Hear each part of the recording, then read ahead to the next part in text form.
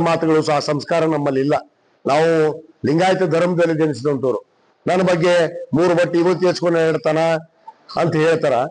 ಬಸವನಗೌಡ ಅಂತ ಹೆಸರಿಟ್ಕೊಂಡಿಯಲ್ಲಪ್ಪ, ಬಸವಣ್ಣನವರ ಹೆಸರು, ವಿಶ್ವಗುರು ಅಣ್ಣ ಬಸವಣ್ಣನವರ ಹೆಸರದು. ಪವಿತ್ರವಾದ ಈ ವಿಭೂತಿಗೆ ಅವಮಾನ ಮಾಡ್ತಾನ ಅಂದ್ರೆ ವಿಭೂತಿ ಹಚ್ಚೋರಿಗೆ ಎಲ್ಲರಿಗೂ ಅವಮಾನನ ಇದು? ತಾರಾಚವಿದ ಅವನ್ ನಾಮ ಹಚ್ಕೊಂಡ್ ಬರ್ತಾನ. ಇದು ಲಿಂಗಾಯತ ಧರ್ಮದಲ್ಲಿ ಜನಿಸಿದಂತವ ಇದು ನಾಮ ಹಚ್ಕೊಳ್ಳೋ ಪದ್ಧತಿನ? ಬಸವ ಧರ್ಮದಲ್ಲಿ ಅಂತೀರಿ, ಬಸವಣ್ಣ ಅಂತೀರಿ, ವೀರಶೈವ ಲಿಂಗಾಯತರು ಅಂತೀರಿ. ಒಂದು ಧರ್ಮವನ್ನಾದ್ರೂ ಪಾಲನೆ ಮಾಡ್ರಿ.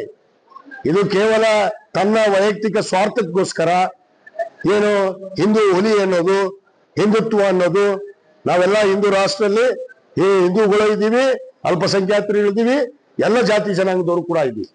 ಹಚ್ಕೊಂಡ್ ಬರ್ತಾನ. ಇದು ಲಿಂಗಾಯತ ಧರ್ಮದಲ್ಲಿ ಜನಿಸಿದಂತವ ಇದು ನಾಮ ಹಚ್ಕೊಳ್ಳೋ ಪದ್ಧತಿನ?